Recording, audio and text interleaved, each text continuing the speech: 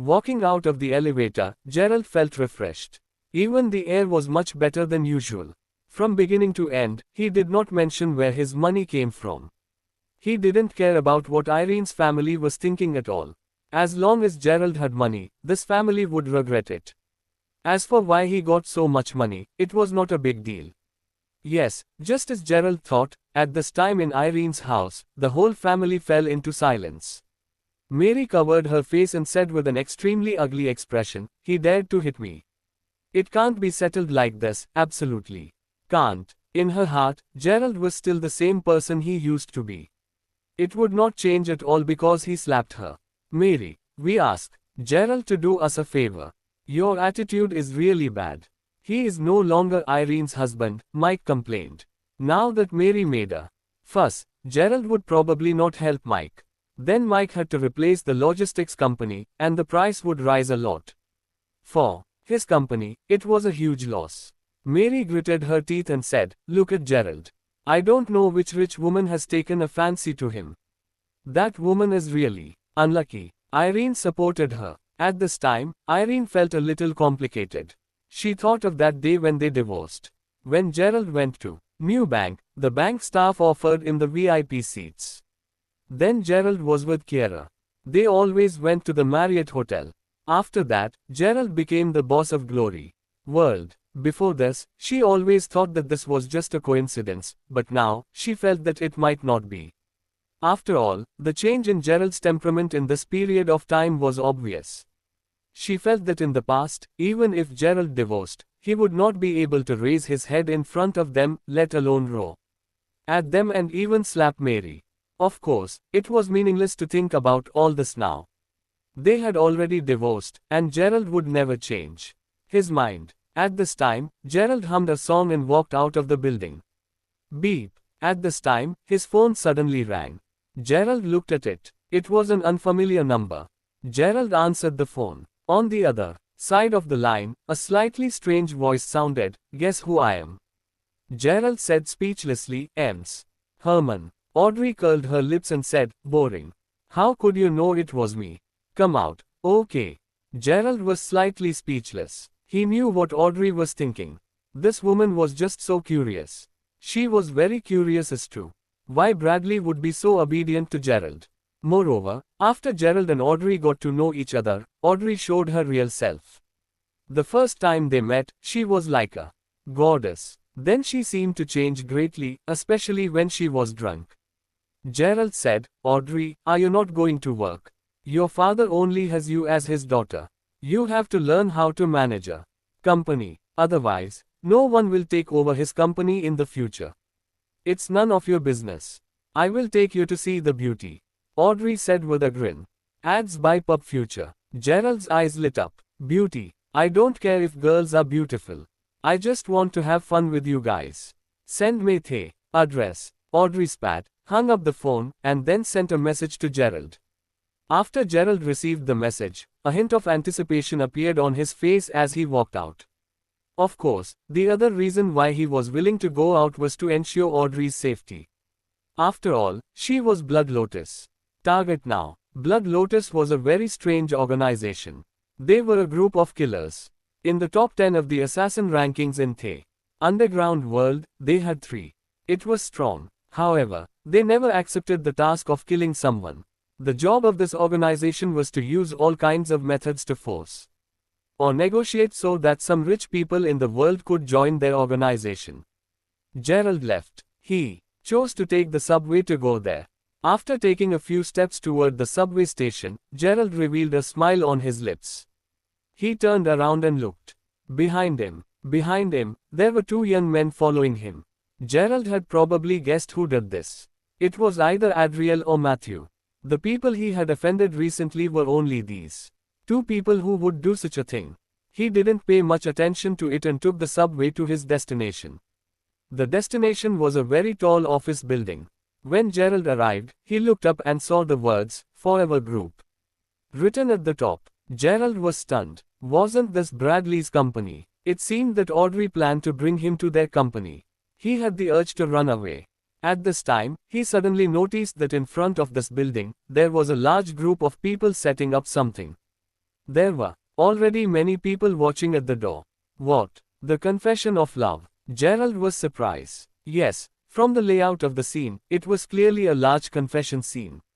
There was a sports car on the ground. The sports car was tied with flowers, and there was a large bouquet of countless roses in front of it. There were 2 rows of people standing next to the car. They held balloons in their hands, and there was a heart-shaped candle in front of them. Besides them, there was a large sound system. Gerald curiously went forward. At this time, his phone rang. He picked up the phone and looked at it. It was Audrey calling. He answered the phone and said, "Hello. Hey, you haven't arrived yet," Audrey said on the phone. Gerald said, "I arrived. You want me to come to your company? Are you kidding me? But it's okay. Someone downstairs seems to be confessing to someone. Okay, then I will come down to pick you up," Audrey said. After hanging up the phone, Gerald squeezed towards the other side. About 2 or 3 minutes later, a burst of music suddenly sounded from the stereo beside them. Besides the Seine River, coffee from the left bank. I have a cup in my hand, attracted by your beauty. Dear, I love you. From that day on, it was sweet and easy.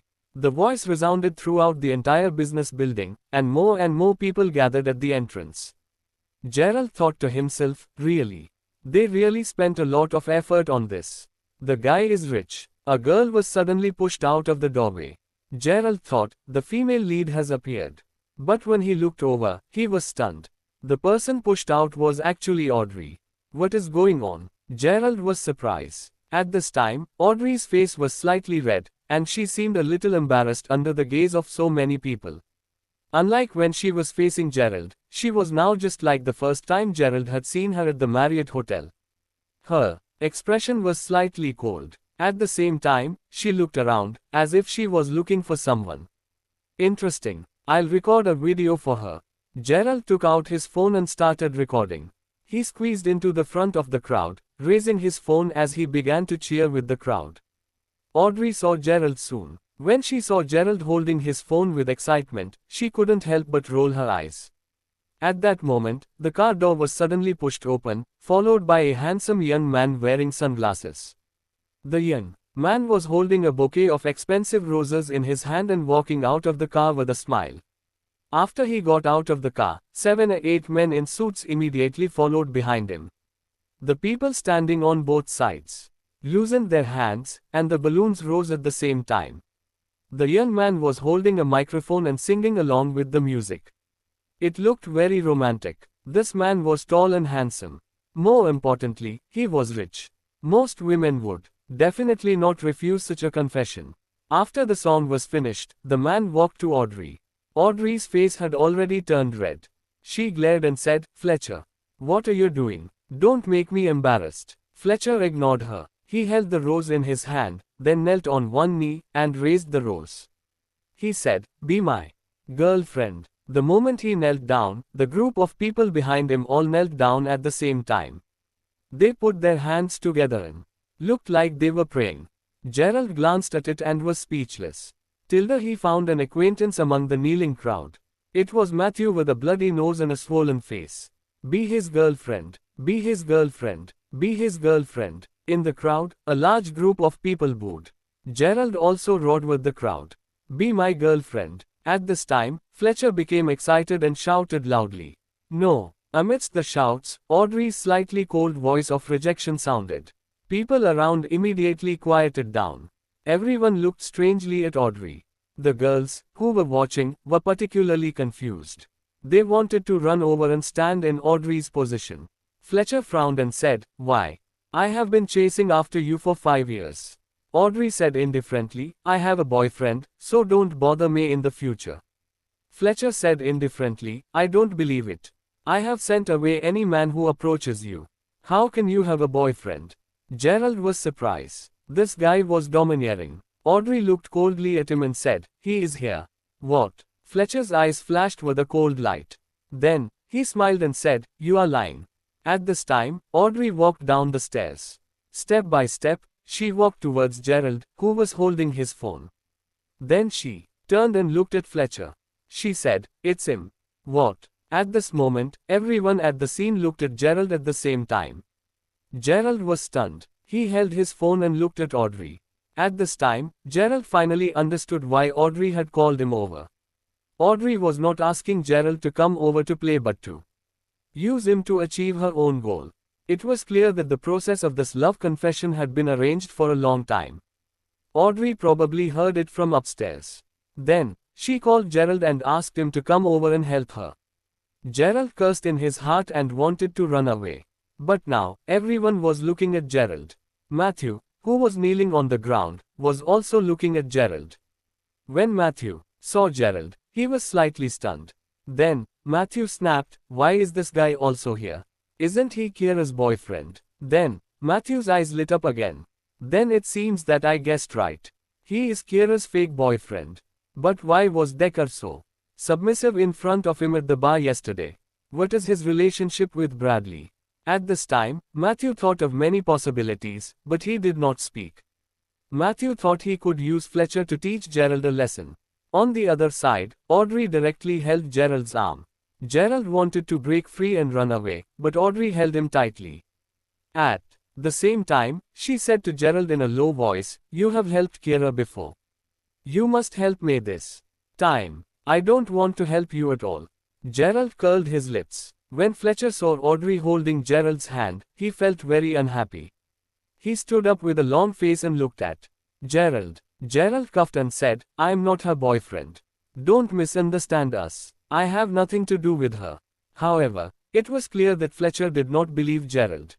He glared at Gerald with an angry expression. "Kid, that's very good. How dare you touch my woman? You will regret it," Fletcher threatened. "Who is your woman? Don't talk nonsense." Audrey glared at Fletcher coldly. Then, she looked at Gerald and said, "Honey, let's go to the office. I brought your lunch I made for you." Audrey's last sentence was so sappy that Gerald felt he had goosebumps. At the same time, Fletcher also widened his eyes in shock and anger. Fletcher had chased Audrey for so many years, but Audrey had never spoken to him in such a sweet tone. Fletcher was very jealous and angry. "Damn it." Fletcher gritted his teeth and waved his hand at the same time.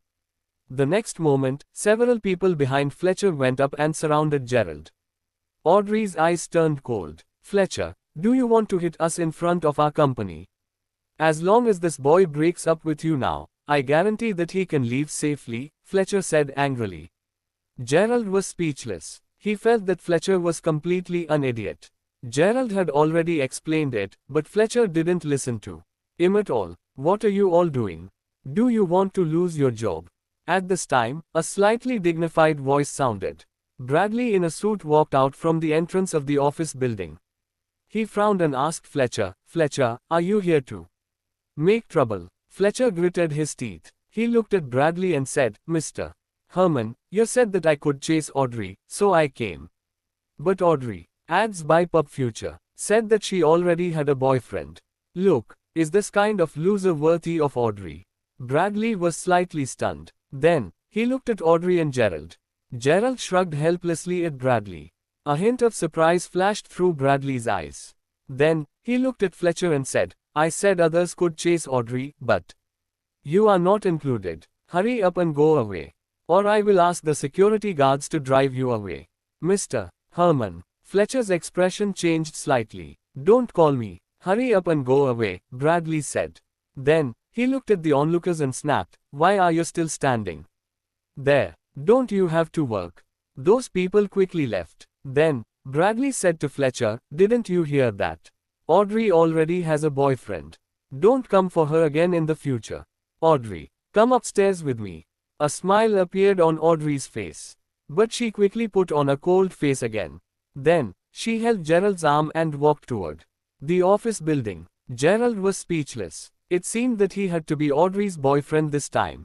Gerald didn't think Fletcher was smart enough to know what was going on. If Gerald chose to explain to Fletcher, Fletcher probably would not believe it. Thus, Gerald just chose not to explain. Fletcher naturally did not dare to act wildly in front of Bradley. However, when Gerald passed by Fletcher, Fletcher said with a gloomy face, "You will be finished." Gerald shrugged indifferently and followed Audrey into the office building. In the hall, Bradley looked at Gerald and Audrey and said, "Kath, I didn't expect you to have confirmed your relationship so quickly." Audrey blushed slightly. Just as she was about to explain, Bradley added, "Gerald, don't worry. I am very satisfied with you. I am not picky. Why don't you two find a time in the next 2 days to get your certificate and hold the wedding?" The corner of Gerald's mouth twitched. He wondered, how much does Bradley want to let his daughter get married?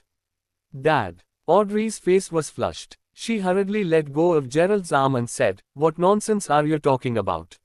Fletcher came and pestered me again, so I asked Gerald to help me deal with the situation. That's all. I didn't come here voluntarily. I was tricked here," Gerald said with a sigh. Bradley was stunned. Then, he shook his head and said, I'm indeed old. I don't understand young people. I don't understand. You two have a chat. I will be leaving." After saying that, Bradley looked at Gerald and Audrey meaningfully and then turned to leave. "Thank you," Audrey said to Gerald. "We are even. You have caused me so much trouble, yet you said we were even," Gerald said with a sigh. "You have to know that Fletcher is very hateful. I first met him when I was at university. After I met him, whenever a man approached me, he would threaten that man and beat him up. As a result, I rarely have any male friends around me right now." Audrey said, "Today, I saw him come, and I thought of you, who was the only one that could help me." As Audrey spoke, she looked at Gerald and pouted her mouth. She added, "Also, Hazel told me that when someone came to assassinate me yesterday, you ran away. You owe me a favor. So, after today, we are even." Gerald chuckled bitterly in his heart. He was a lazy person, so he didn't want to explain anything to Audrey. He shrugged and said, "Whatever. If there is nothing else, I will be leaving." "Are you sure you want to leave? Fletcher and the others are still outside," Audrey said. Gerald frowned and said, "Then forget it. I will stay here for a while before leaving." "Humph, you are a coward. No wonder you ran away yesterday. I really don't know why my father is so polite to someone like you." Audrey looked at Gerald and felt it was a little strange. "Forget it. No matter what, you helped me, and I still have to thank you. I will treat you to dinner tonight and take you to see a great beauty who is as beautiful as me." Gerald naturally did not believe Audrey's nonsense. But in order to help Valerie and the others guarantee Audrey's safety, Gerald agreed. "All right. Then come with me to my office. Wait a few moments." After saying so, Audrey turned her head. At the same time, Fletcher kept a gloomy face and left with his people. They did not clean up the flowers on the ground at the entrance. Then, this group of people found a bar, called some girls to accompany them, and began to have fun in the bar at noon. Fletcher sat there with a long face and held a sexy girl at his right side. At this time, Matthew leaned over and said, "Mr. McHale, don't be angry. Gerald is just a loser." "Gerald, are you talking about the person beside Audrey? Do you know him?" Fletcher looked at Matthew in surprise. "Yes." Matthew politely gave Fletcher a cigarette. "He's Adriel's current girlfriend's ex-husband. He was carrying bricks at the construction site before. But for some reason, he pretended to be Kira's boyfriend and attended the gathering held by Mr. Herman 2 days ago. At the gathering, Mr. Herman seemed to know him." Fletcher's eyes rolled, and he asked, "Were you kicked out by Mr. Herman at that gathering because of him?" "Yes. Mr. Herman didn't invite you because he has a little prejudice against you," Matthew hurriedly said. "Yesterday, I planned to teach Gerald a lesson at Decker's bar. It was Mr. Herman who called Decker and said that Gerald was his friend. That was why I was beaten up by Decker. Decker is afraid of Mr. Herman. But you don't have to be afraid. So, he is a person without any background, right?" A sinister look flashed through Fletcher's eyes. Then, he pinched the thigh of the girl in his arms. At 4 o'clock in the afternoon, Audrey left the office with Gerald. Audrey didn't care whether it was time to get off work or not. After all, this was Audrey's own company. Then, Gerald and Audrey drove to the airport. Audrey stood at the exit of the airport with a face full of anticipation. She said to Gerald next to her, "Don't worry.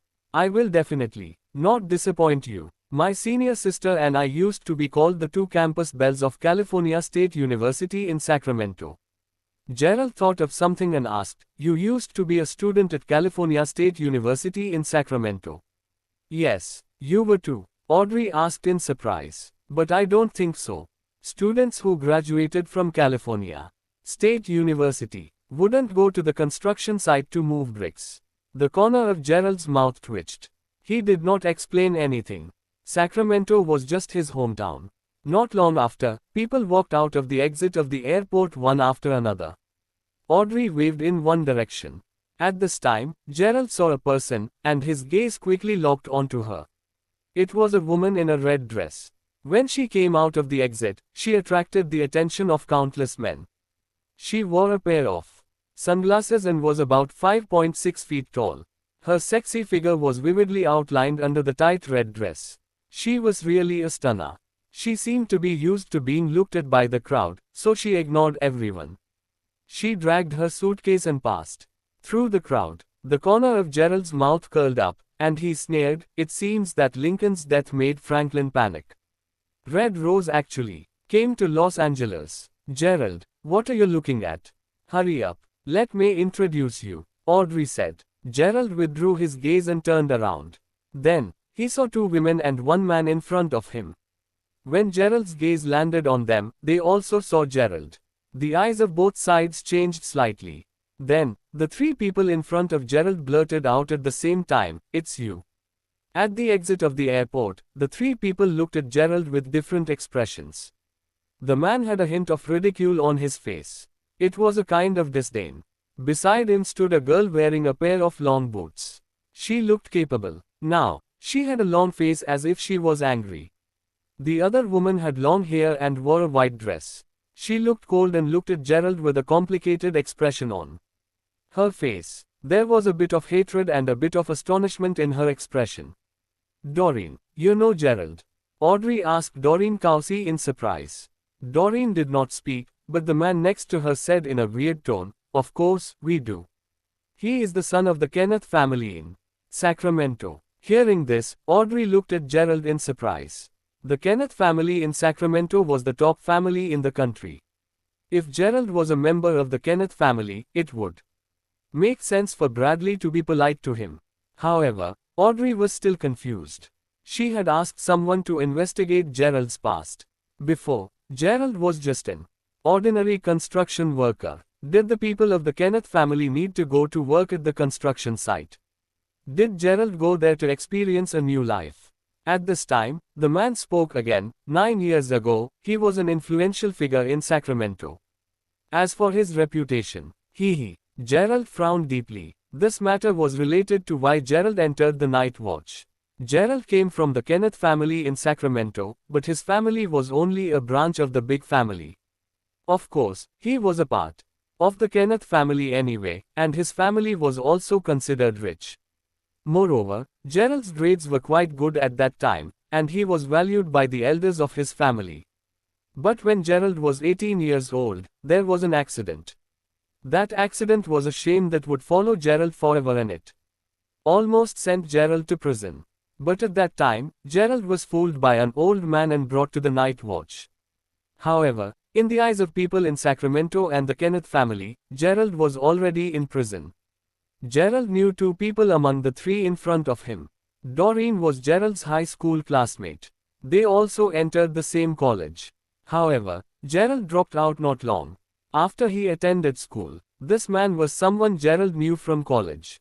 His name was Henry Zumthor, and he was Doreen's pursuer.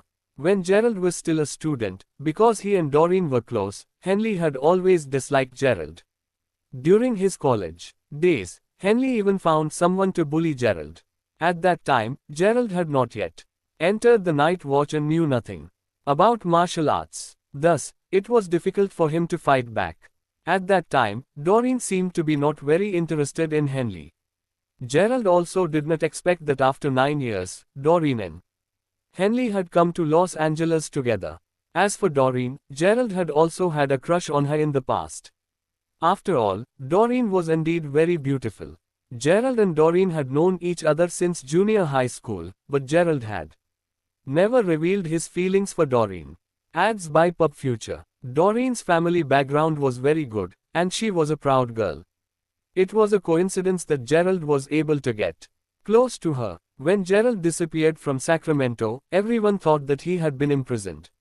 After a short moment of shock, Gerald's expression returned to normal. Audrey asked curiously, an influential figure. How so? The Kenneth family is a wealthy family. Gerald committed a crime and went to prison. He disgraced the Kenneth family, making them lose a large sum of money. Thus, the Kenneth family kicked him out of the family, Henley said with a faint smile. I am right, you rapist. Hearing the word, rapist, Audrey was stunned. Doreen's expression became even more complicated. Gerald frowned. He ignored Henley's words. He just looked at Doreen and said calmly, I was wronged. Doreen's expression did not change at all. She shook her head and said, it's all over. I don't care anymore. Gerald nodded. It was enough for him to explain it in one sentence. Whether Doreen believed it or not wasn't that important. 9 years had passed, and that bitter feeling had already been buried deep in the bottom of Gerald's heart. Seeing that the moment was somewhat awkward, Audrey coughed and said, let's go first. The car is parked outside. Doreen nodded and walked toward the outside of the airport. After taking 2 steps, she suddenly stopped and said, Gerald, we are all Doreen's seniors. We want to have a chat with her, and you don't have to come with us. Audrey frowned but did not speak. But Gerald shrugged his shoulders indifferently. He didn't mind it. On the side, Henley looked at Gerald and revealed a complacent smile. Doreen is right. With your current attire, it is not suitable for you to walk with us, Henley said with a sneer. Doreen did not even turn around. After finishing her words, she walked out directly. Audrey gave Gerald an apologetic smile and then ran out. Henley stayed behind. He looked at Gerald and said with a sneer, I thought you were going to spend the rest of your life in prison. I didn't expect you to come out so soon. Let me tell you, Doreen and I are going to get married. But there is no point in telling you. People like you are no longer in the same world as us. After saying that, Henley gave Gerald a disdainful look and then ran out. Looking at the backs of those people, Gerald touched his nose and said to himself, we are indeed not in the same world. Whether it was the Kenneth family, the Cowsey family, or the Zumthor family, they were nothing in Gerald's eyes now. Gerald spent 6 years in night watch. Originally, the higher-ups told Gerald that as long as he completed the mission in Los Angeles, he could return to Sacramento. But after Gerald arrived in Los Angeles, he was injured and lost his memory. Then, another 3 years passed. After this matter is over, I have to go back. Some things should be settled. Gerald touched his nose. And it has been 9 years since I last saw my parents. After muttering that, Gerald turned around, looked at the guidepost, and walked towards the subway station. After buying a ticket, Gerald walked onto the subway. There were not many people on the train, so he found a seat and sat down. After a while, Gerald suddenly narrowed his eyes slightly. Gerald saw a fiery red figure walk in from the entrance. The moment that woman walked into the subway, she attracted the attention of many people. Gerald also looked over. A woman in a red dress with a sexy figure and sunglasses dragged a suitcase and walked into the carriage. It was Red Rose. Gerald was slightly surprised and thought, she actually came to take the subway. Red Rose was a top-notch assassin and was very wealthy. She actually chose to take the subway, which was something that Gerald did not expect. Red Rose looked around. Then, she turned slightly, walked to the empty seat next to Gerald, and sat down. All of a sudden, countless envious and jealous gazes shot at Gerald. There was a man with glasses and a bald patch on his head sitting in front of Gerald. He looked at Red Rose, swallowed his saliva, and licked his lips. It was obvious that this man was a lecher. Gerald enjoyed the faint fragrance of roses quite a bit. He took out his phone and looked at it. Hey, dude, are you from Los Angeles? Red Rose pointed at Gerald's shoulder with her slender and fair finger and asked so. Gerald raised his eyes and looked at Red Rose. She had taken off her sunglasses and revealed a perfect face. Well, I guess so. Gerald coughed awkwardly. In Red Rose's opinion, Gerald was a little nervous when he saw her pretty face. Seeing Gerald look over, Red Rose smiled sweetly. Well, this is my first time in Los Angeles. I wonder what fun scenery Los Angeles has. Can you recommend me some? Although there is some advice online, I feel that it should be better to hear the locals' recommendations, Red Rose said. Gerald pretended not to know Red Rose at all. He quickly said to her warmly, Los Angeles is a tourist city. There is a lot of scenery here. When you come to Los Angeles, you have to go to the White Elephant Tower. The night view there is quite beautiful. Besides, it's near the river, so the scenery is very pleasant to the eye. Gerald introduced the scenery honestly. After chatting for a while, Red Rose suddenly said, You know a lot. Do you mind being my guide? As she spoke, she smiled sweetly and continued, You won't refuse me, right? Gerald raised his eyebrows slightly and looked at Red Rose. It's not a problem for me to be your guide. But, do you have money? Red Rose was slightly stunned. Red Rose thought that Gerald should have agreed to her invitation to be her guide without even thinking about it. She never expected that Gerald would ask her for money. I can give you money. But isn't it better to use other things as compensation? Red Rose's tone was filled with endless temptation. Any man who heard this would probably have a physical reaction. Gerald could not help but swallow his saliva. At the same time, information about Red Rose appeared in Gerald's mind. Red Rose was ranked 7th on the assassin list of Sin City. She was one of the top assassins at Blood Lotus.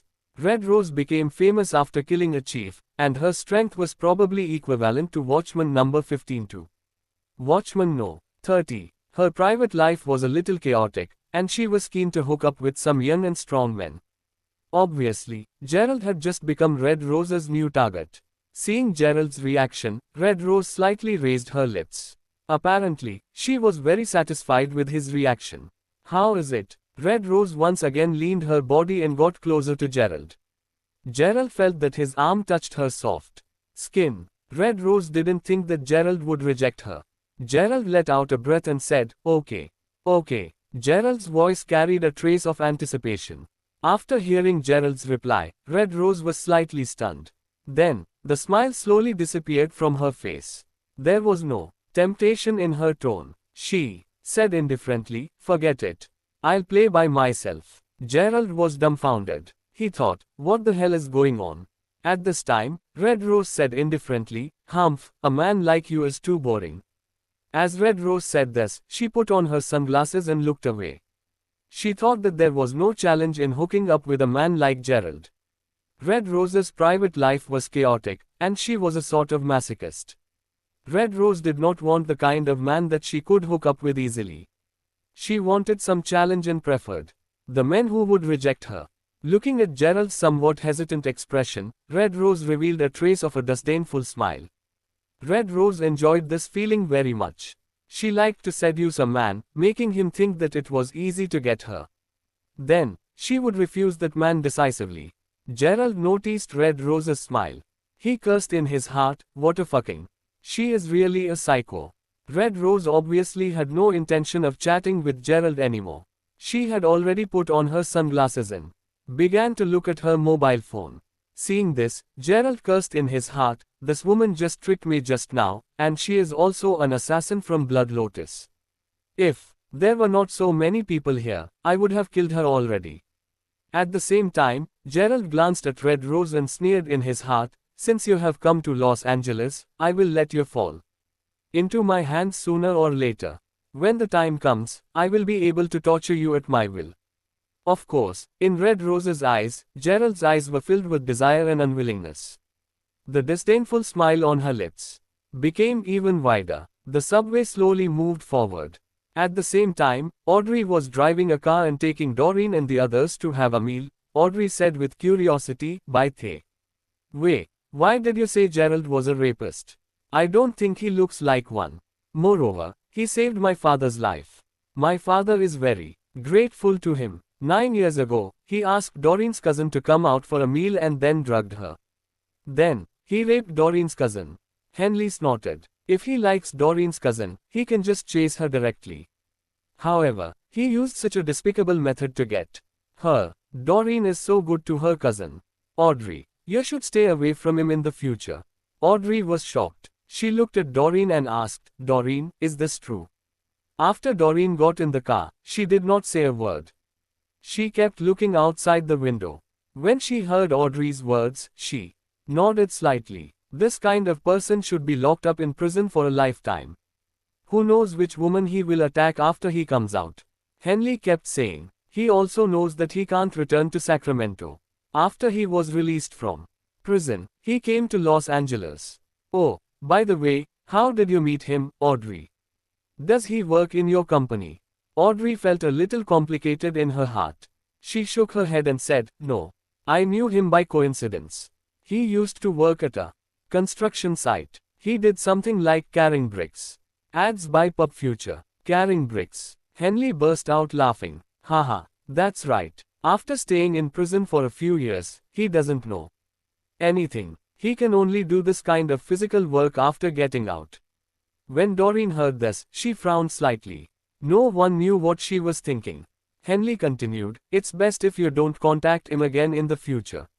You are so beautiful. It's very likely that you are his next target. Gerald arrived at his destination gloomily and then got out of the subway. After that, Red Rose did not speak to Gerald again. She proudly and calmly sat there with her sunglasses. Gerald walked down the subway. It was already past 6 o'clock in the evening. When he returned home, Valerie and Macy had already made dinner. When Macy saw Gerald's upset face, she asked, what's wrong? It's nothing. Gerald scratched his head. Let me remind you that Red Rose is in Los Angeles now. The next second, Valerie and Macy raised their heads at the same time and looked at Gerald. Macy said in surprise, you met her? Gerald nodded. Valerie snorted, every time Red Rose goes to a city, she will hook up with a young and strong man as her partner. Look at you. It is because Red Rose did not hook up with you that you are a little upset. Red Rose's photo shows that she is a top beauty. Gerald was surprised and thought, damn it.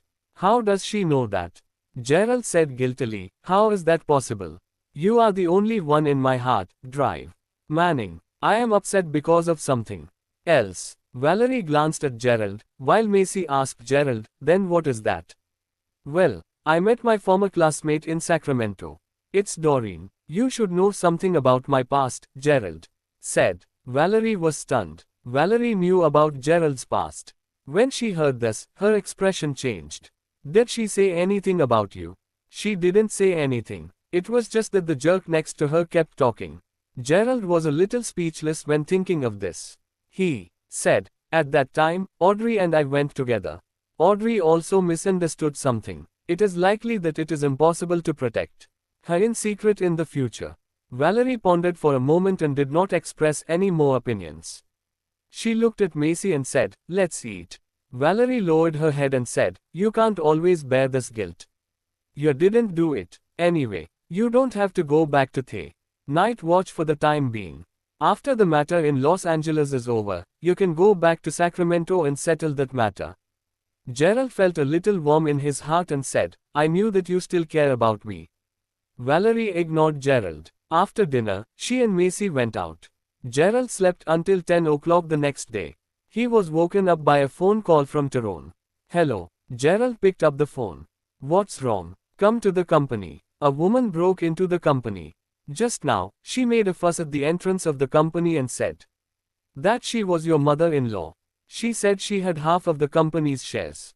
She wanted our company to sign a contract with Mike's company. Tyrone said. She said that she was your mother-in-law, so we didn't dare to force her or drive her out.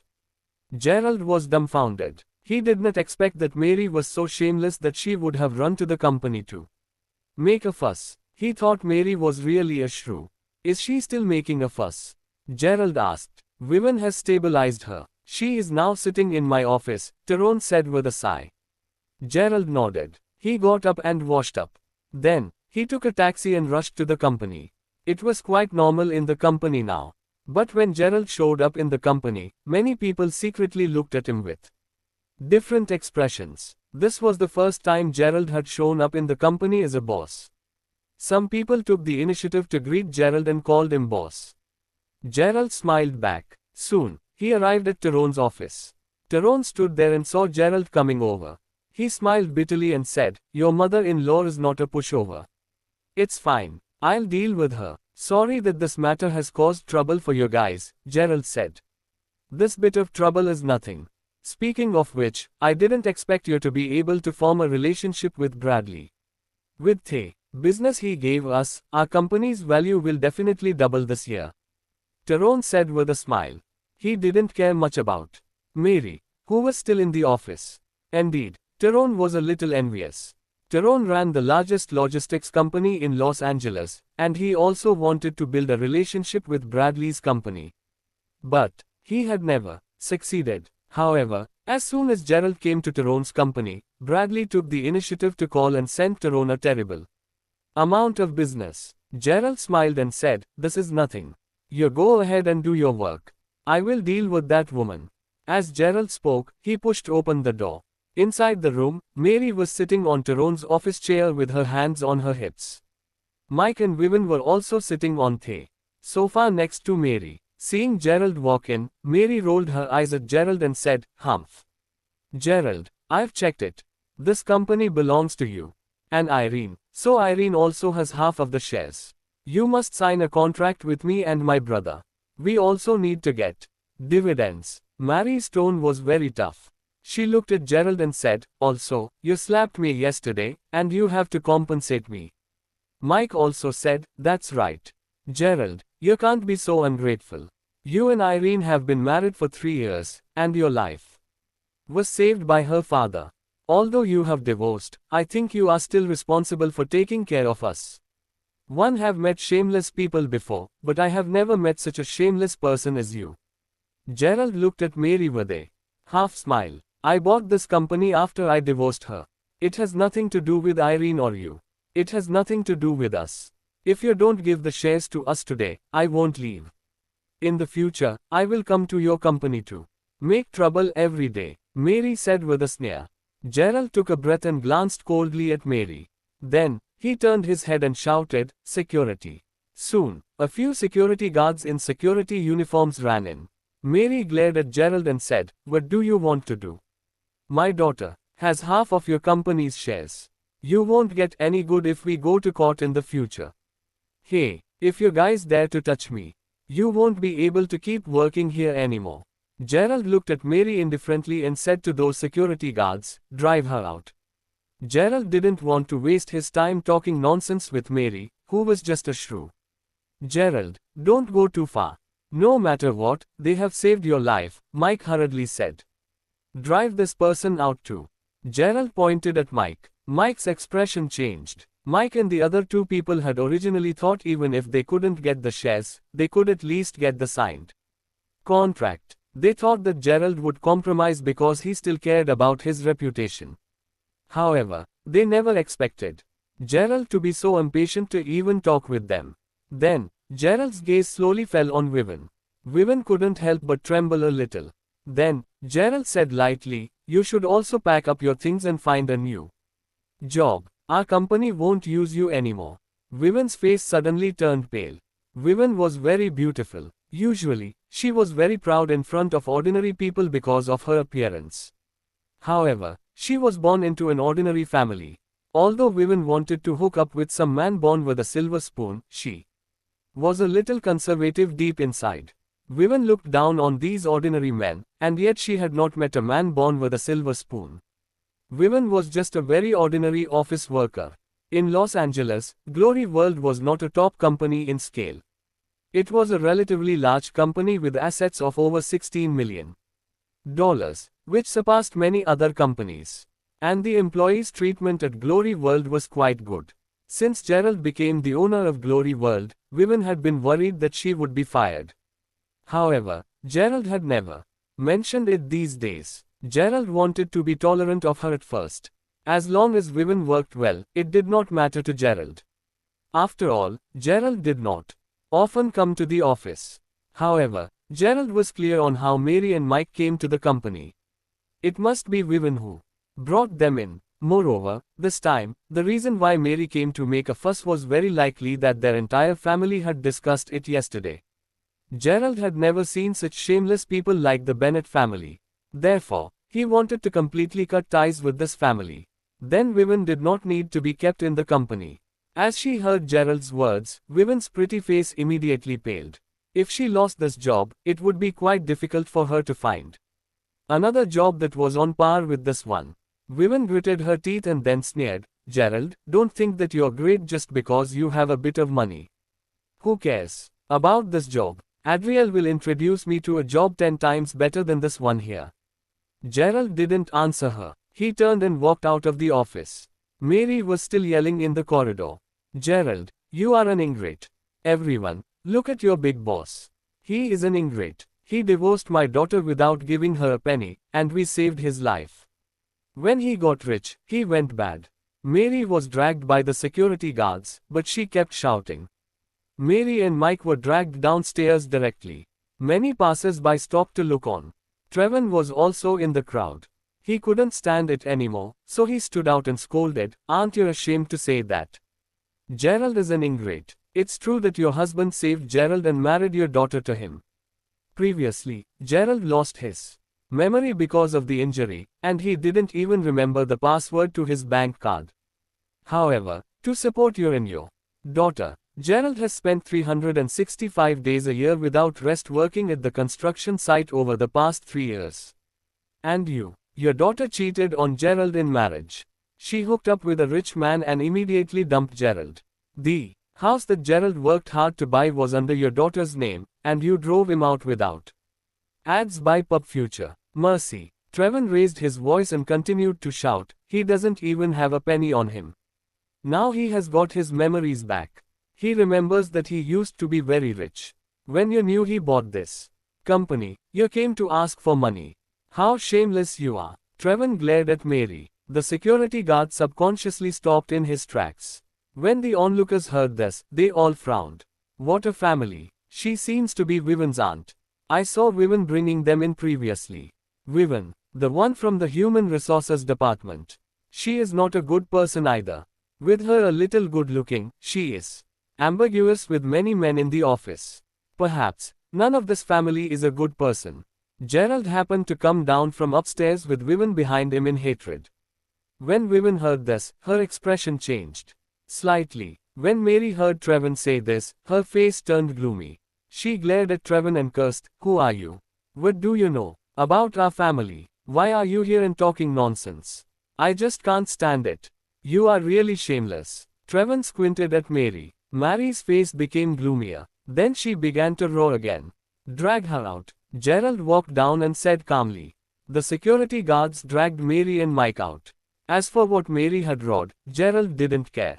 Anyway, he wouldn't come to the office often. He did not take it seriously whatever these people talked about him. Gerald looked at the onlookers around and said with a frown, "All disperse. Don't look anymore." After that, he looked at Vivian and said, "You've got half an hour to pack your stuff and then leave.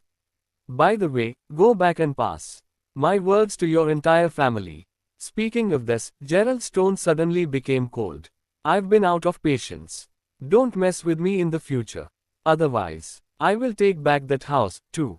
Vivian gritted her teeth, turned around, and walked toward the Human Resources Department. It was not until then that Trevin ran over and said, "What bloody bad luck for you to meet this family."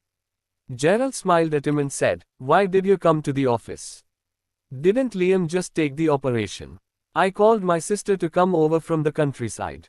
I am well paid. I'll feel uneasy if I don't come to work," Trevin said. Gerald pondered for a moment.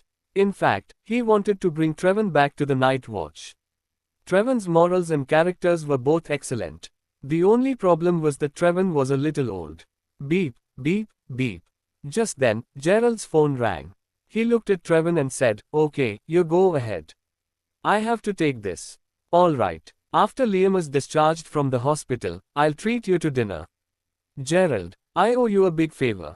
It's not even enough to repay with my life," Trevin said seriously. "Hurry up and get out of here." "Stop being pretentious," Gerald cursed. Trevin grinned, turned around, and ran toward the Human Resources Department. After Trevin left, Gerald picked up the phone and found that it was Audrey. Yesterday, Audrey did not say anything when Henley and the others drove Gerald away. It was clear that she felt fear when hearing the word, rapist, from Henley. Gerald did not expect that Audrey would make a call to him. Gerald frowned and picked up the phone. Hello, I'm sorry for leaving you alone in the airport yesterday, Audrey apologized to Gerald. It's fine. Gerald did not take it personally. You come to me. Doreen and I are at White Elephant Tower. Doreen wants to see you, Audrey said. Gerald frowned. Gerald did not expect that Doreen would like to see him. He nodded and said, okay, I'll come to you. Gerald left the office, took a taxi, and rushed to White Elephant Tower. White Elephant Tower was a famous tourist resort in Los Angeles. It was located at the highest place in Los Angeles, and the scenery was breathtaking. Many tourists would choose to stay in the hotels there. Of course, the hotel price was a little high, and this area was developed relatively commercially. Soon, Gerald arrived at a restaurant near White Elephant Tower. Then he called Audrey and confirmed the private room they were in. After that, he walked into the restaurant. Gerald found the private room and slowly pushed open the door. The aroma of coffee spread in the room. Audrey and Doreen were sitting opposite each other. Seeing Gerald come over, Audrey said with a smile, come on in. You are lucky today. Doreen is making cappuccino in person, and you can taste it. Doreen made the milk foam, filled it in the coffee cup, and then sprinkled a bit of chocolate powder on top of the milk foam. Every movement was very elegant. Gerald entered the room. Doreen did not look at him but just said to Audrey, Audrey, can you leave Gerald and me alone for a while? Audrey nodded. Sure, I will wait for you outside. With that, Audrey looked curiously at Gerald and walked out of the private room. After Audrey left, Doreen glanced at the seat opposite her and said, take a seat. Gerald nodded and sat down opposite Doreen. Doreen placed the cup of cappuccino on the coffee table in front of Gerald. Without a word, Gerald picked up the coffee cup, had it in one gulp, and then smacked his lips. Seeing Gerald's behavior, Doreen frowned. Then, she shook her head and said, you have changed a lot. You liked coffee and knew how to taste it before. Gerald disdained it in his mind. In the past, he liked coffee because Doreen liked it, so he secretly learned about it. But in the world of Night Watch, there was no time to slowly taste coffee for him. It's been 9 years. It's normal to have some changes, Gerald smiled. Doreen smoothed the hair around her ear and raised her head. Then she looked at Gerald for the first time and said, Henley and I are getting married. I know. Gerald nodded. Henley showed off to me yesterday. But I don't love him, Doreen said again. But I don't love him. Doreen looked up at Gerald. When she said that, her beautiful eyes were calm. Gerald frowned and said, if you don't like him, don't marry him. Doreen sighed and shook her head. I have no other choices. Something was wrong with my family's company. Coincidentally, Henley's family could help us, and they requested I marry him. I wanted to refuse but couldn't. Something like that always happened in wealthy families. Gerald frowned and asked, do you want me to help you? Doreen shook her head and said, what can you do to help me? If that hadn't happened to you, your performance would be good, and you would be valued by the Kenneth family. Then, you could help me. Gerald was speechless. In fact, he had never treated the Zumthor family seriously. Gerald had the diamond card of New Bank. During the 6 years of being a watchman, he had terrifying connections. He had many companies inside and outside the country and was backed by the Night Watch. Although Gerald had not returned to Los Angeles, his parents had been properly taken care of by him. Maybe I can help you. Gerald touched his nose. Doreen frowned and said, Gerald, you know I have few male friends because of my personality. You used to be one. 9 years have passed, so I don't want to mention what happened back then. My cousin has gotten married, and you have finally come out of prison. Last night, I told Audrey to help you find a job in her company. Be a good person. Gerald burst into laughter. Obviously, Doreen didn't believe he had been wronged. Gerald twitched his mouth and said, is that what you want to say to me? Doreen said, I have said I have few male friends. I haven't seen you for 9 years and want to see you and talk to you alone. Henley was here yesterday. He would be unhappy if I told you this. Gerald was touched. He looked up at Doreen. 9 years had passed, but Doreen's personality had not changed. She was still proud and elegant. Doreen saw Gerald looking at her and blushed. Do you want to marry Henley? Gerald asked again. Doreen said, so what if I don't? I'm engaged. If I don't marry him, my family will suffer a great loss. They will not allow me to do that.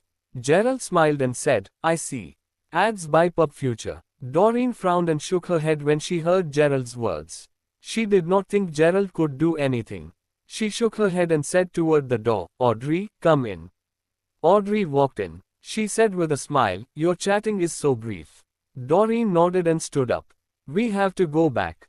Otherwise, it will be troublesome if Henley knows. Gerald thought for a moment and nodded. All right, I'll send you off. Audrey went to pay the bill. The three of them walked toward the parking lot. Suddenly, Gerald raised his eyebrow because he realized someone was following him. After Audrey and Doreen left, Gerald patted his forehead and said, I forgot to ask them why they were in Los Angeles. At the same time, two people walked toward him from behind.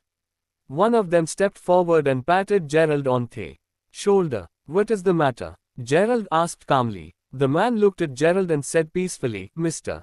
McHale wants to see you. Mr. McHale. Fletcher. Gerald remembered Audrey taking him as a shield. Gerald had asked Valerie about Fletcher the day before and found Fletcher's family was extraordinary. Bradley was known as the richest man in Los Angeles, and the McHale family was as rich as Bradley. The McHale family and the Herman family competed with each other in business, so their relationship was not close. With similar family backgrounds and ages, Fletcher and Audrey had known each other since they were young. And they studied at the same university. After entering university, Fletcher began to pursue Audrey. Fletcher also graduated from California State University in Sacramento, the best university in the country. Many rich people sent their children there. I am free now, so I can go with you to solve the problem. Gerald touched his nose and looked at the two men. Show me the way. His words made the two men stunned. They thought Gerald would refuse them and that they had to threaten him. However, Gerald agreed. The two men didn't need to show their means. One of them said coldly, come with us. With that, the man pushed Gerald. Gerald smiled and followed them to get into a car. After starting the car, one of the men sneered, you are bold. How dare you want to have a relationship with Audrey? She will be Mr. McHale's wife. Gerald smiled and ignored the man. When you meet Mr. McHale, you will cry, the man said ruthlessly. The words had not threatened Gerald. He felt happy because he could take a car back to the downtown area for free. 30 minutes later, the car stopped at a garage. Several luxury cars were at its entrance. After Gerald got out of the car, one of the men pushed him and said, go in. Gerald walked into the garage and found it was quite large. It looked like a garage outside, but there was everything inside. There was a tennis court, a small basketball court, and a loft. Gerald glanced around and saw more than 10 luxury cars in the hall. There was a large open space with many sofas. Nearly 20 young men and women were sitting on them. Gerald looked at them and found several acquaintances. Fletcher had blue hair, and Henley was sitting next to Fletcher. They were the most eye-catching ones. Gerald did not expect Henley to be there. A beautiful girl in sexy clothes was sitting beside Henley, and Henley's arm was around her waist. Gerald frowned when he saw that. Henley was surprised when he saw Gerald. Apart from Henley, there were other acquaintances, such as Matthew and Adriel. The wounds on their faces hadn't healed. Gerald also saw some other men he had met at the gathering of wealthy young men. When Gerald went in, Fletcher was bragging. Henley, I have spent a lot of money on this base. Few shops could do better than mine in terms of modifying cars. Many friends have gotten their cars modified here. Mr. McHale, Gerald is here, said the two men who brought Gerald in. Gerald was pushed to stand before the group of people. Henley looked at Gerald and said with a smile, is he Audrey's boyfriend? Fletcher was stunned. He looked at Henley and asked, Henley, do you know him? Henley said with a smile, yes, I know him. However, you can deal with him however you like. He and I are not friends, and I even have a grudge against him. Fletcher got relieved. He crossed his legs and sat there casually. He looked up at Gerald and said indifferently, bow to. May 1st. Nearly 20 people fixed their eyes on Gerald. Most of the girls were pretty and in sexy clothes. They looked at Gerald as if they were watching a show. Matthew and Adriel sat there and looked at Gerald with malicious pleasure. Fletcher said gloomily, "Do you think I'm afraid of you just because Bradley protects you? I'm not a coward like Decker. I have told you to bow to me. Don't you understand?" After Fletcher finished his words, some people beside him held baseball bats, steel pipes, and tennis rackets and took a few steps forward. Gerald touched his nose and smiled. He glanced at Fletcher and said, "Don't bark at me like a dog." "Don't bark at me like a dog." Gerald smiled, looked at Fletcher, and said indifferently. For a moment, the entire factory suddenly quieted down. Some people looked at Gerald, and most of them were stunned. Especially those who didn't know Gerald before were completely stunned.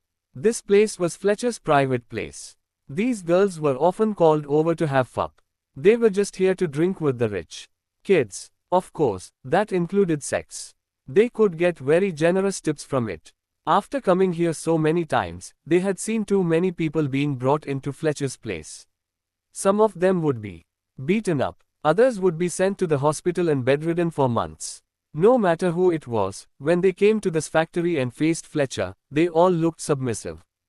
Gerald was the first person who dared to challenge Fletcher in this place. After a brief moment of shock, a person came up with a baseball bat and said, "Kid, what the fuck are you saying? I'll kill you." Now, Gerald raised his eyebrows, looked at him, pointed to his head, and said, "Come on. If you can't kill me, I'll kill you." The man's face was full of anger. He came up with a baseball bat and said loudly, "Do you think I don't dare?" Obviously, he had done this kind of thing many times. "Stop." Fletcher stood up and clapped. "In Los Angeles, you are the first person who dares to talk to me like this." Gerald smiled at Fletcher. "So, people who don't know will think that you are one of the rich kids from rich families," Fletcher said. He stepped on the table in front of him. The table was full of wine. He picked up a glass and a bottle of wine. He poured wine and walked toward Gerald. "But in fact, you are just a porter." As Fletcher spoke, he had already walked in front of Gerald. Holding the wine bottle, Fletcher said, "If I kill you, no one will avenge you. You don't have to be so arrogant in front of me." As Fletcher spoke, his face suddenly became ferocious. The wine glass in his left hand splashed towards Gerald. At the same time, the thick wine bottle in his right hand suddenly smashed toward Gerald's head. Gerald's face revealed a trace of disdain. He leaned slightly to the side, dodging the wine, and at the same time, he suddenly stretched forward with his hands. In almost an instant, Fletcher discovered that the wine glass and the wine bottle in his hands had suddenly disappeared. Gerald's body suddenly spun, and the wine glass accurately caught the scattered wine in the air. Gerald waved his right hand. Ads by Pub Future. Hi. Bang. In the next instant, the wine bottle landed on Fletcher's head. Clank. The thick wine bottle instantly shattered. Fletcher only felt a burst in his head. Before Fletcher could react, Gerald was pressing down on his head. Boom. Gerald pressed Fletcher's head down and smashed Fletcher's head on the table. Under everyone's horrified gazes, Gerald stretched out his foot and stepped on Fletcher's face. At the same time, Gerald shook the wine glass with his left hand. He lifted it up slightly, took a sip, and said, "This good wine should not be wasted." Gerald took all the wine that had spilled out. He even beat up Fletcher in the process. It was all done in one go. All the people were stunned. Gerald's skill was completely beyond their imagination. They had no idea how Gerald did it. Over the past 3 years, memory loss has made me a lot more tolerable. At the same time, Gerald sighed. "I can't believe I feel a little guilty about this. If it had been 3 years ago, this guy would probably have spent the rest of his life in the hospital." Everyone was still in a daze. They didn't even have time to speak until blood began to gush out from Fletcher's head and spread to the table. Hearing Fletcher's pained groan, people around him finally came back to their senses. "Ah!" Looking at the blood flowing out, those women began to scream loudly. Henley narrowed his eyes slightly and looked at Gerald. He revealed a playful smile.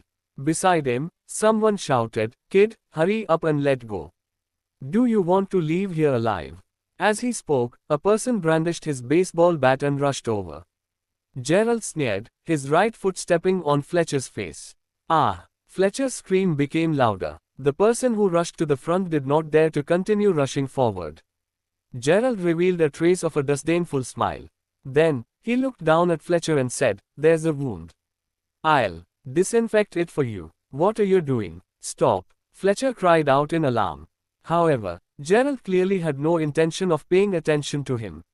The wine in his glass slowly poured down and fell on Fletcher's head. The wound encountered alcohol, and the intense pain almost made Fletcher faint.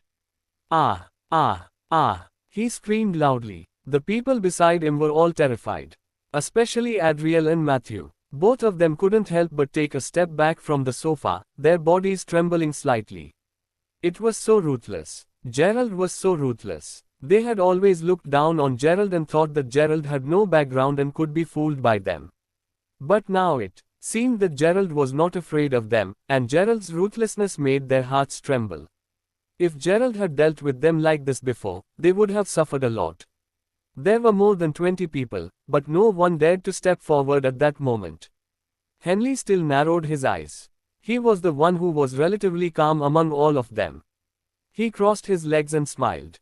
He thought, "It's amazing, but so what? Gerald is just a laborer now. There are many ways to kill him." Fletcher was really stupid. Gerald did not know what Henley was thinking, and he did not care what he was thinking. At this time, Gerald lowered his head and looked at Fletcher. Gerald said calmly, "I explained it to you yesterday. I have nothing to do with Audrey, but you still called me over today. I was going to explain to you, but you actually called so many people to come. However, they're all cowards. I beat you like this, but none of them dare to come up." The people next to Fletcher bowed their heads. "Gerald, do you know who I am? I can easily kill you." Fletcher gritted his teeth, enduring the pain as he spoke. "So you still intend to take revenge on me?" Gerald smiled at Fletcher and said, "I don't really stir up trouble, and I am not afraid of trouble. If you come looking for trouble with me in the future, welcome. Otherwise, it will be boring to stay here." As Gerald spoke, he glanced at Henley. Henley also looked at Gerald with a mocking smile. Gerald slowly put down his foot, then shrugged his shoulders and said, "I feel much more comfortable now that it's over. I have to go now. Well, when I get out, if anyone tries to attack me, I promise you'll end up worse than Fletcher." As Gerald spoke, he swaggered out of the factory. "Boy, do you want to fucking get out alive?" someone roared. Although he shouted, no one rushed up. The scene just now really frightened them. Gerald stopped and turned around. He looked in the direction with a smile and asked, "Who shouted just now?" What surprised him was that not a single person dared to admit it. Gerald was speechless. These people were used to bullying others and were terrified when they met someone who was a bit ruthless. Gerald chuckled, and then his gaze swept toward Adriel and Matthew. When the two saw this gaze, their expressions changed drastically, and cold sweat immediately flowed down their backs. The two recalled the scene where Gerald had dealt with Fletcher, and they still felt frightened. "It wasn't us who rode. It wasn't us who rode," the two hurriedly said. Gerald grinned at them. He didn't attack them, and he turned around to walk outside. When Gerald's figure disappeared into the factory, Matthew and Adriel relaxed slightly. At that time, their backs were soaked in a cold sweat. The others hurriedly helped Fletcher up and asked, "Fletcher, are you all right?" Fletcher covered his head. He could still feel the waves of pain. Henley stood up and said, "Hurry up and send him to the hospital to be bandaged. If the blood continues to flow, I'm afraid he will die." The whole factory was in chaos again. An hour later, in a hospital in Los Angeles, Fletcher came out with gauze on his head. He didn't look good. At that time, there were only two people in the hospital. One was Henley, and the other was a young man of 18 or 19 years old. "Mr. McHale, are you all right?" After seeing Fletcher come out, the young man hurriedly went over. "Just a slight cerebral concussion. But I think it will take some time to recover." Fletcher had a black face and then looked at Henley. And he continued, "Henley, sorry to let you see this scene." Henley waved his hand and said, "It's just that you underestimated Gerald. He has been strong since he was a child, and he has been in prison for many years. He is still very fierce. It's normal for you to suffer a loss at once. But why do you have to personally come out to deal with someone without any background like him? Fletcher's expression kept changing. He gritted his teeth and said, "That bunch of cowards." As he spoke, he snorted coldly and said, "This matter will not end like this." A satisfied expression appeared on Henley's face. Then, he said, "Fortunately, I know some people. They specialize in crippling people and even killing people. As long as you give them money, they are very professional in this aspect."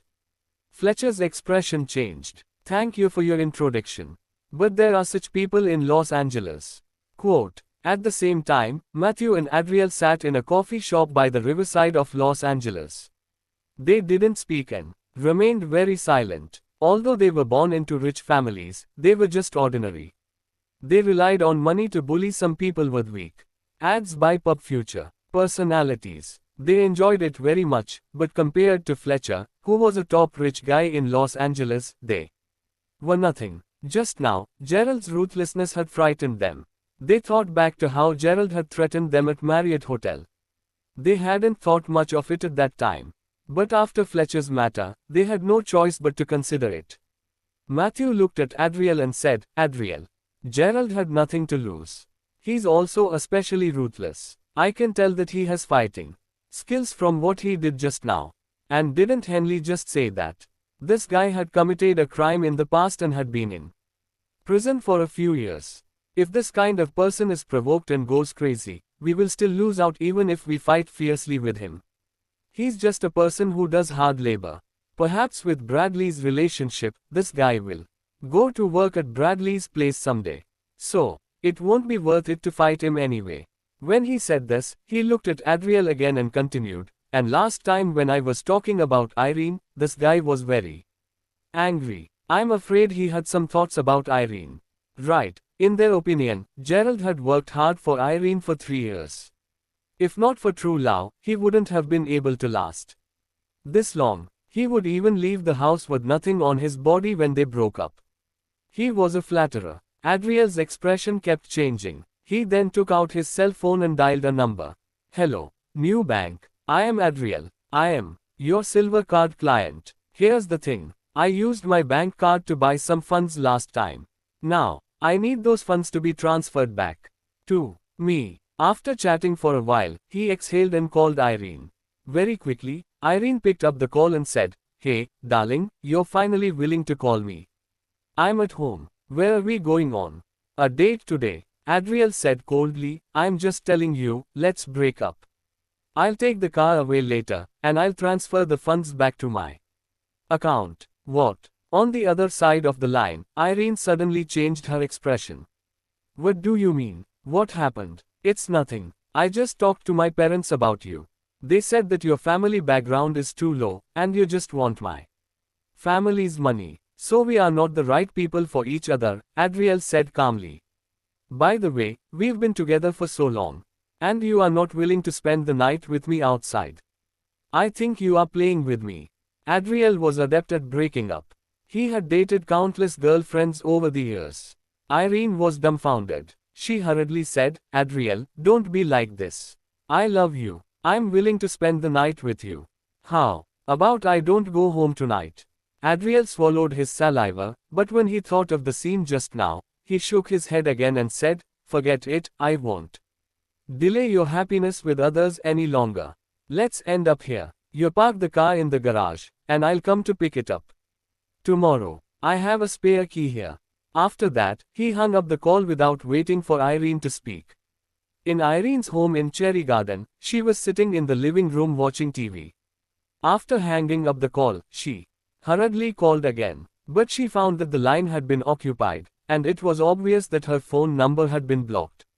When she sent texts through social apps, she found that she was deleted from Adriel's friend list. Boo-hoo. Irene's brain turned blank, and she cried out. Mary, who was busy in the kitchen, heard the cry and quickly ran out and asked, "Irene, what's wrong?" Irene raised her head and looked at Mary. "Mom, Adriel wants to break up with me. He has already secretly moved the funds he bought for me back, and he also wants to drive away the car that he gave me." Mary was stunned at first, but then her expression changed, and she said, "If you break up, doesn't it mean that no one will give us money to spend?" Irene was stunned. Then she looked at Mary with a hint of confusion in her eyes. Gerald naturally didn't know that his actions had scared Adriel to the point of directly choosing to break up with Irene. Of course, in Gerald's opinion, it was only a matter of time before Adriel and Irene broke up. A playboy like Adriel had only taken a fancy to Irene's appearance and couldn't love any girl. It could be seen from the conversation Adriel had with Matthew before. After leaving the factory, Gerald wandered around the streets for a while. He was a bit bored. After walking for a while, he saw an internet cafe and decided to go in and play video games.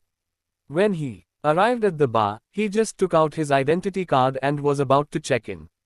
At that time, someone patted him on the shoulder and said, "Coward." Gerald turned around and looked at the one. He was slightly surprised and said, "Hazel, why are you here?" Yes, the one was Audrey's best friend, Hazel. She was still dressed very boldly. She was wearing a mini skirt and a crop top, and her slender waist and firm abs could be seen. Hazel ignored Gerald and said with a cold smile, "If you want to surf the internet, go to another cafe. You are not welcome here." Gerald scratched his head and said, "Seriously?" Hazel felt that Gerald was a coward because he had slipped away before the battle. Gerald had no intention of explaining. He said happily, "My choice is none of your business." As he spoke, he slapped his ID card on the table and said, "Excuse me. Charge $1 for me." "Seriously, $1? Hazel sneered. "This internet cafe does not welcome you. You care about too much," Gerald said helplessly. "I can go wherever I want. What can you do about it? I may not be able to control it in other places. But here, I can say no because this internet cafe is mine," Hazel said coldly to Gerald. "The internet cafe is mine," Hazel said indifferently. Gerald was stunned. It was reasonable that Hazel didn't allow Gerald to surf the internet here because it was her internet cafe. Gerald coughed and said, "All right.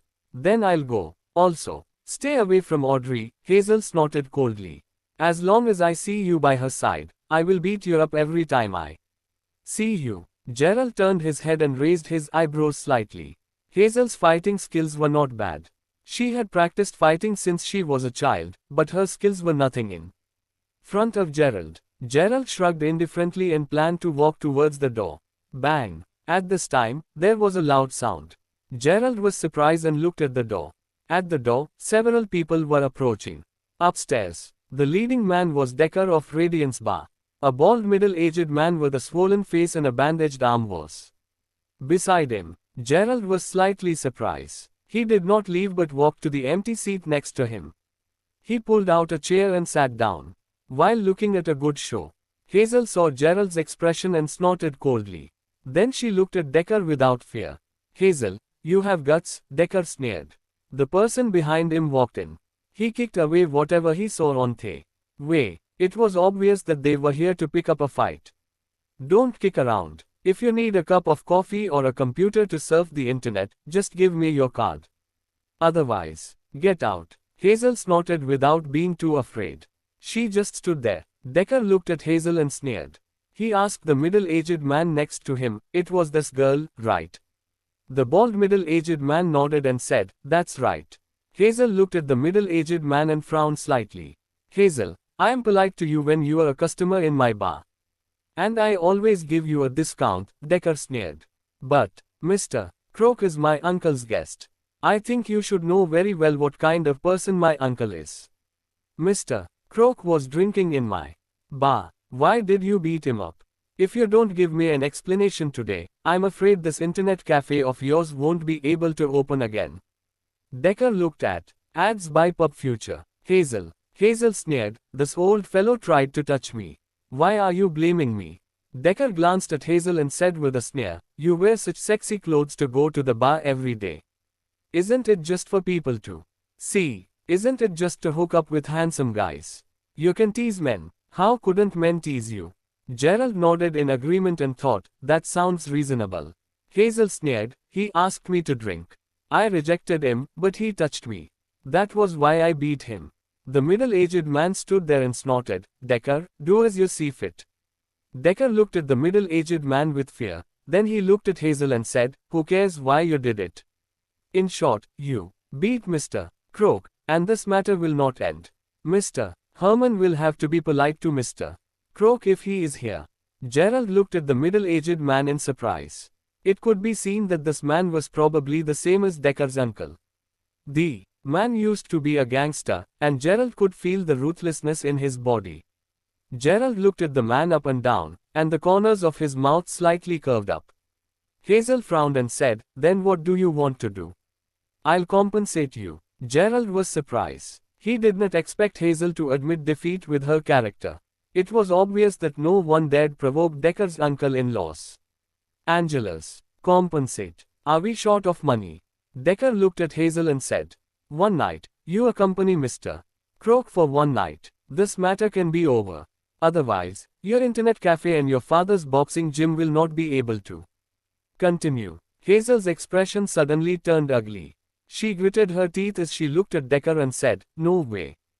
Decker frowned. Jaden Croak pulled a chair over and sat down. He said indifferently, "Decker, you have to deal with this for me. Otherwise, I'll be angry." Decker had a ferocious expression. "Smash it for me. Who dares?" Hazel became angry. She stepped forward and stopped them. But she was alone. No staff dared come out from the front desk of the counter. The customers who were still online in the internet cafe all began to withdraw their money and walk outside. Most of these young customers knew Decker. Several people surrounded Hazel. Hazel's skills were not bad, but she was still a woman. After taking down two people, she was held back by others. "Smash," Decker said again. One of the people he brought with him picked up a stool and directly smashed it toward the beverage machine on the counter. Splash. The beverage machine was smashed into pieces, and the drinks inside fell to the ground. Jaden stood up and walked towards Hazel. He had a faint smile on his face. When he arrived in front of Hazel, he said, "I like your personality. You will be full of energy when you are in bed. It's very simple. As long as you promise to accompany me for a night and serve me well, this matter will be settled." Decker let out a breath and said, "Hazel, I know that you have a good relationship with Audrey, but Mr. Herman can't interfere in this matter. Just agree." "No way," Hazel said sharply. Jaden licked his lips and reached out his hand. "Well, her breasts are big. It should feel good." He raised his hand and went straight for Hazel's chest. "Ah!" Hazel screamed, and her tears flowed down her face. At that time, she felt a little powerless. It doesn't matter if you are perverted. After all, as long as the girl is willing to be with you, it is not illegal. But if you insist on molesting a girl, it can't be tolerated. At that time, a lazy voice sounded. Jaden's outstretched hand suddenly paused in the air, and then everyone looked in the direction of the voice. The person who spoke turned out to be Gerald. At that time, he was sitting on a sofa chair in front of the computer while looking over there. Hazel was stunned. She did not expect Gerald would not leave and even tried to stop the middle-aged man. But after thinking of the night when Gerald escaped danger, Hazel felt disappointed again. She thought that Gerald was a coward. What was the use of him staying here? No, it might also be useful. If Gerald called Audrey, perhaps Bradley could come to save Hazel. Then, Hazel hurriedly shouted, "Gerald, quickly go out and call Audrey to ask Mr. Herman to save me." On the side, Decker saw Gerald, and his expression changed. "Gerald, why are you here? Don't worry about this. Hurry up and leave." Jaden also looked at Gerald and asked, "Who is he?" Decker quickly explained, "He seems to be a friend of Mr. Herman. There was a misunderstanding between us last time." "Bradley," Jaden sneered. Then he looked at Gerald and said, "Boy, even if Bradley comes, he can't do anything about it.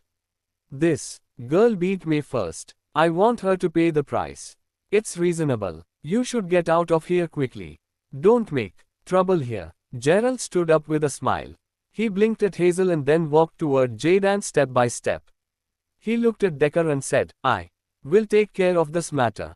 As his voice fell, everyone's expression changed, including Hazel. Hazel originally thought that after the other party's threat, Gerald would run away without even thinking about it. She did not expect Gerald to stay and even to take care of this matter. Jayden narrowed his eyes. Gerald saw that there was a trace of killing intent flashing through Jayden's eyes. Yes, Gerald could clearly feel the ruthlessness in Jayden's eyes. Gerald knew very well that only those who had really killed people would show such a look. This guy should be an expert. He was beaten up by Hazel yesterday. It was probably because he was drunk, Gerald muttered in his heart. Jayden only glanced at Gerald and didn't say anything else. He sat back down again, seemingly waiting for Decker to settle this. Decker sat with his brows furrowed. He glanced at Gerald and said, "Gerald, I respect you only because I respect Mr. Herman. Don't get too carried away. I have already made it very clear that Jayden is someone Mr. Herman does not want to provoke. Hazel is wrong in this matter." "Wrong? In what way?" Gerald shrugged his shoulders and said, "If this bald old man wants to touch Hazel, can't Hazel refuse? Does she have to welcome him naked?" Decker's expression changed again, and he said, "Gerald, show some respect." Gerald walked up to them and looked up at Decker. With a smile on Gerald's face, he said, "I don't need to show respect to you." As he spoke, he looked to the side and said lightly, "That beverage vending machine was smashed. Pay up so you can leave." As Gerald spoke, he looked at the two people who were holding Hazel. Then, he raised his hand and grabbed one of the people's hands. At the same time, he slightly exerted force on his wrist. The person was in pain and instantly screamed and loosened his arm.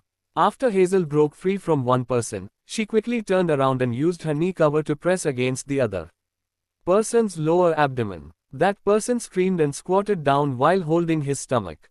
Hazel successfully broke free. Swish. But at this time, a group of people suddenly surrounded Gerald. Decker was extremely angry as he said, "Gerald, do you think I really don't dare to touch you?" "Yes, you don't dare." Gerald was still smiling as he said. Anger flashed across Decker's face. He gritted his teeth, and the dreadlocks on his head seemed to fall off because of anger. Hazel's expression changed slightly. She looked at Gerald curiously. At this time, Gerald seemed to be very different from last night. This time, Gerald's attitude was so tough that Hazel could not believe it at all. "Good, good, good. I still feel shit about that day I knelt to you. If you want to fight, I will fight." As Decker spoke, he raised his hand and threw a punch at Gerald. Ads by Pub Future. Gerald sneered and suddenly raised his hand. Pop. The speed of Gerald's attack was extremely fast. In almost an instant, he slapped Decker in the face. At this moment, Decker only felt a burning pain on his face. A strong force came, and he could not help but take a few steps back and hit the bar counter. "Calf calf." He coughed twice and spat out 2 broken teeth and blood. "Beat him to death." Decker was angry. His uncle was Gideon, the big shot of Los Angeles. In Los Angeles, this was the first time he was slapped. "Stop." At this time, Jayden, who was sitting, suddenly spoke. Then he stood up, looked at Gerald, and said, "Young man, your skills are not bad." Gerald smiled at him, then looked at Decker and smiled again. Decker looked at that smile. He was going crazy. He wanted to press Gerald on the ground and step on Gerald. "All right, I'll let you have it this time. But I like this woman. I will stay in Los Angeles for a while. You should stay here all the time. Otherwise, she will be on my bed soon," Jayden sneered. "Let's go." Decker's expression changed slightly. He looked at Gerald and said, "Jayden, he slapped me. I can't just." Jayden interrupted him and said, "Let's go." Decker's mouth was full of blood. He looked at Gerald in anger. He had suffered twice from Gerald in a row. One time, he knelt down to Gerald. This time, he was slapped in the face. 2 of his teeth fell off, and his face swelled up. But since Jayden said so, Decker could only grit his teeth. "Did I tell you to leave?" At this time, Gerald suddenly spoke. Jayden stopped. He turned to look at Gerald and said, "Young man, I am leaving now because of your good skills. I have already shown you enough respect." Gerald touched his nose and said, "But, you have not paid yet." Jayden let out a breath. His eyes began to flicker with anger. He looked at Gerald and said, "Since you are familiar with Bradley, You should have heard of my name. My name is Jayden Crook. I don't care who you are. Gerald curled his lips and said, are you going to pay or not? The corner of Jayden's mouth twitched. His face was gloomy. In the end, he gritted his teeth and endured it. He looked at Decker and said, I'll pay. Decker's expression changed slightly. He did not expect Jayden to actually admit defeat. Decker looked at Gerald, and the fear in Decker's eyes grew. After a moment, he gritted his teeth and transferred $3,200 to Hazel and said, are $3,200 enough? Hazel nodded and replied, that's enough. Let's go, Jayden said. Everson Software Limited. After that, he walked out. Seeing them leave, Hazel let out a sigh of relief and looked at Gerald. TSK, Gerald looked at her with an insincere smile and said. Just now, you still wanted to kick me out and didn't allow me to surf the internet here. Fortunately, I was a little slow. Otherwise, your internet cafe would be smashed. Humph, you helped me, but you still can't prove you aren't a coward. I still remember what happened that night. Hazel glared at Gerald. Actually, I went to deal with the other fighters. Gerald said. Do you think I will believe you? Hazel breathed a sigh of relief and said, but no matter what, I still have to thank you. However, you have provoked Decker. Jayden is not a good person either. I am afraid that it will bring you trouble. Don't worry about it. You should take care of yourself. Gerald said. That old man probably won't let it go. Hazel frowned. After a moment, she said again, anyway, thank you. How are you going to thank me? Gerald said happily. Repay me with your body. Or that old man's proposal is not bad. We should stay together all day. Hazel was slightly stunned at first, then looked up and down at Gerald and said, sure. Gerald was stunned. At this time, Hazel laughed out loud and said, you wanna flirt with me like this? Gerald was speechless. Only now did he remember that Hazel had always been bold and often hung out in the bar. He had failed to tease her and had been teased instead. Gerald thought, damn it. Hazel smiled and said, it is noon. I will treat you to a meal. After that, I have to find Audrey. I am afraid that only Mr. Herman can help me with this matter. Hearing her say this, Gerald also felt hungry. He chuckled and said, then you have to treat me to a luxurious meal. Sure. Hazel nodded and said, pick whatever you want to eat. I want to eat steak. Gerald licked his lips. As for Hazel, she could not help but roll her eyes. She said to herself, the stupid guy. Hazel said a few words to her employees. The internet cafe decided not to open for the time being. After that, she took Gerald and left the internet cafe. At the same time, Decker and Jayden got into the car. Decker was covering his right face. He could still feel the burning pain on his right face. Mr. Crook, why didn't you let me kick Gerald just now? Do you know him? His connections are so strong. Even you are afraid of him, Decker asked. Jayden shook his head and said, I don't even know who he is. How can I know his connection? It's just. Speaking up to this point, Jayden let out a breath and said, I said leave because that kid is an expert. He is very powerful. If we fight, I'm afraid we won't be able to win. We have so many people. Decker said in disbelief. Jayden glanced at him and said, in front of true experts, there is not much use in having too many people. Forget it. Just go back and ask Gideon about this kid's background. I must sleep with Hazel. I like her aggressive attitude. Ring ring ring. At that moment, Jayden's phone suddenly rang. Jayden picked up his phone and glanced at it. Then, his expression changed slightly. At the same time, he made a shushing gesture at Decker and the others. Two words were flashing on his phone screen. Red Rose.